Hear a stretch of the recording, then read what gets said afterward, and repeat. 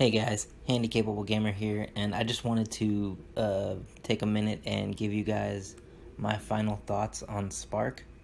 I know the other day I made a video and tested out the accessibility in the tutorial and challenge modes, and my opinion still stands that it is accessible to a point. In both the challenge mode and the tutorial, you can get the game to recognize your leans as enough of a sidestep that you can play sitting. So this had me encouraged going into the multiplayer. But I soon realized that you really do need to be able to dodge for several reasons. One, when you're playing against actual human competitors, the balls are going a lot faster, so dodging is vital. Two, you can use your knuckles to hit the balls, but by the time you're distracted trying to do that, you've been hit by another ball, sometimes your own. And three, you do have your shield, which you can use instead of dodging, but it breaks after one hit, so you would have to go back to dodging or punching the balls.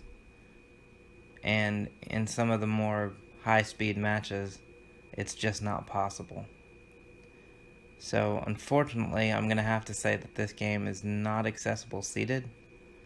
So if you're trying to play from a swivel chair or a wheelchair or any situation where you can't stand, I would steer clear of this game.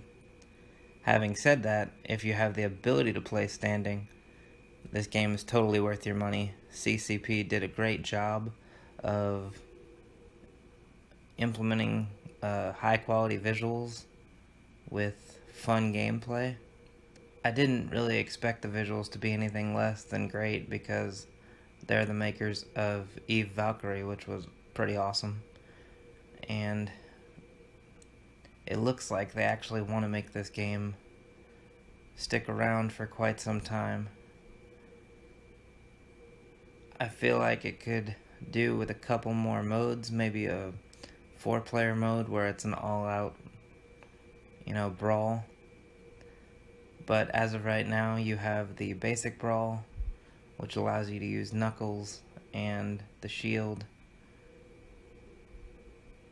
And then there's a mode where the knuckles are not an option, so therefore you really have to dodge.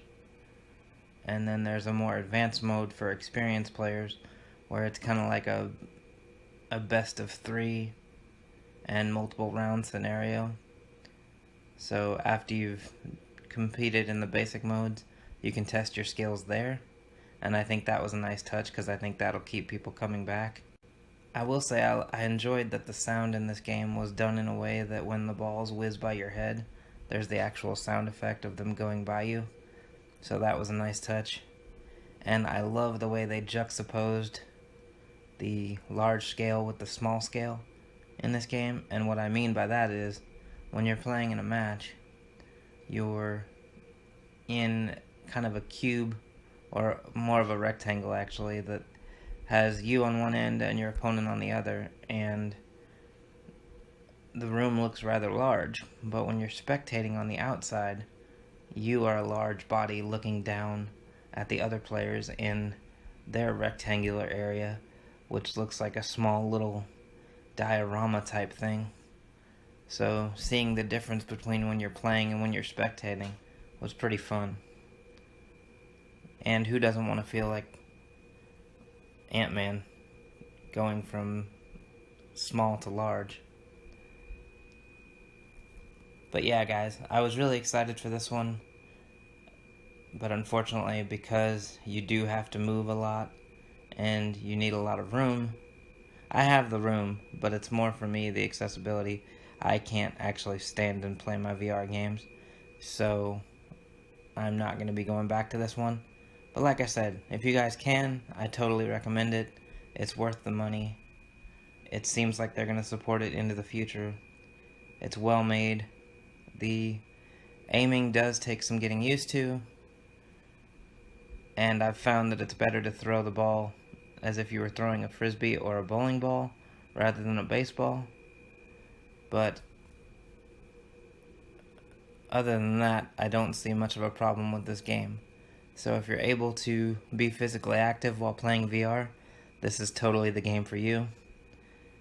And if you're not, I say steer clear, because the game is one of the more medium to high in terms of price on the PSVR, and if you're going to buy it, you want to be able to enjoy the whole thing.